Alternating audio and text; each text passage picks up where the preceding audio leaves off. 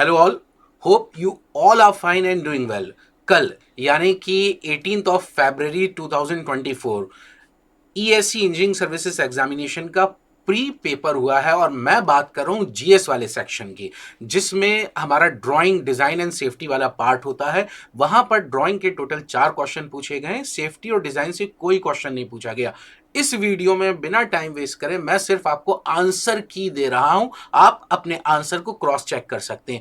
इसके क्वेश्चंस का जो सॉल्यूशन है वो मैं नेक्स्ट वीडियो में दूंगा। तो इस वीडियो में सिर्फ आप ये एक्सपेक्ट कीजिए कि आपको आंसर्स मिल रहे हैं। तो पहला क्वेश्चन सेट ए की बात करूं, पहला क्वेश्चन ये रहा, which one of the following is are use for drawing curves which can not be drawn with a compass.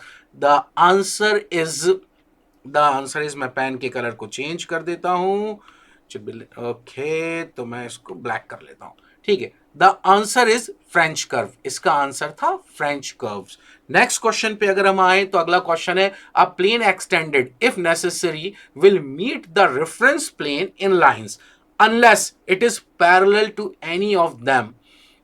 These lines are called projection line, traces of the plane, dimension line, imaginary. The answer is traces of the plane. मैं आपको फिर बता दूं कि विश्वास कीजिए कि आपको ये सारे क्वेश्चंस मेरे प्रैक्टिस सेशन में जो यूट्यूब पे ऑलरेडी मैंने अपलोड किए हुए हैं वहां पर आपको ये क्वेश्चंस मिल जाएंगे। जरूर जाकर देखिएगा, जरूर जाकर देखिएगा। नेक्स्ट क्वेश्चन की अगर बात करें, which of the following are the methods of determining the line of intersection between surfaces of two interpenetrating solids.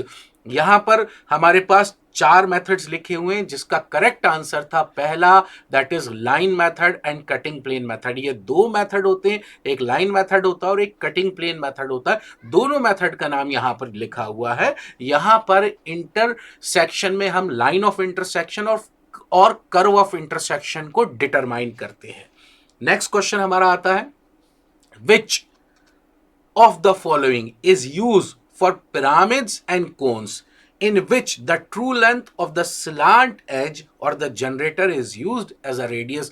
बहुत अच्छे से किया गया है, ये बहुत अच्छे से पढ़ाया गया है क्लास में और यही क्वेश्चन भी करवाया गया है। यहां पर जो आंसर है हमारा वो है रेडियल लाइन मेथड। यहां पर हम क्या करते हैं, एक हल्की सी चीज आपको झलक बता देता हूं। हमारे पास जैसे फॉर एग्जाम्पल कोई भी पिरामिड होता है, जैसे अगर मैं बात करूं, मेरे पास कोई स्क्वायर पिरामिड है जिसको मैंने ये बना दिया है यहां पर और बनाने जा रहा हूं। जल्दी से, आपका ज्यादा टाइम वेस्ट नहीं करूंगा, अगर आप देखना चाहते हैं तो बिल्कुल देख लीजिए इसको।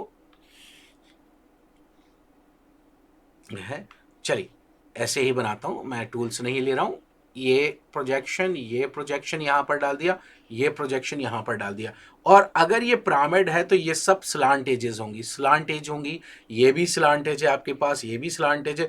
Name it, this is A B C, खूबसूरत D. Here we have A dash, this is B dash, D dash in bracket, this is C dash, this is O.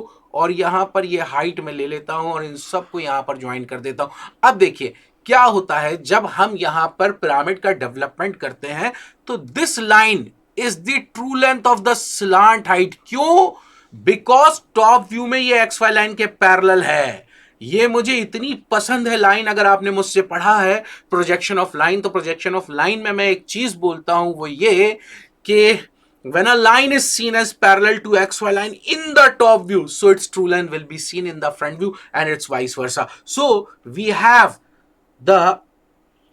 this line parallel to this xy line in the top view, so its true length will be seen in the front view। हम ये true length को major कर कर arc लगाते हैं और फिर क्या करते हैं, ए से लेकर बी नापा और ए पे रखा यहां पर 1 2 3 4। ये हो गया डेवलपमेंट किसका, स्क्वायर पिरामिड का। इफ यू रिमेंबर, अगर आपको याद है तो ये आ गया आपके पास स्क्वायर पिरामिड। तो बहुत बहुत कॉन्ग्रेचुलेशन उन सभी को जिनके सभी क्वेश्चन बिल्कुल सही हुए हैं, और जिनके क्वेश्चन सही नहीं हुए, जिनका पेपर अच्छा नहीं हुआ, तो बेटा ये अंत नहीं है, ये अंत नहीं है। अगर आपका ये लास्ट अटेम्प्ट भी है तो चिंता क्या है, अभी बहुत कुछ है लाइफ में, बहुत कुछ। घबराइए नहीं, बस अपनी मेहनत जारी रखिए। Wish you all a very best of luck. Bye bye and take care of yourself.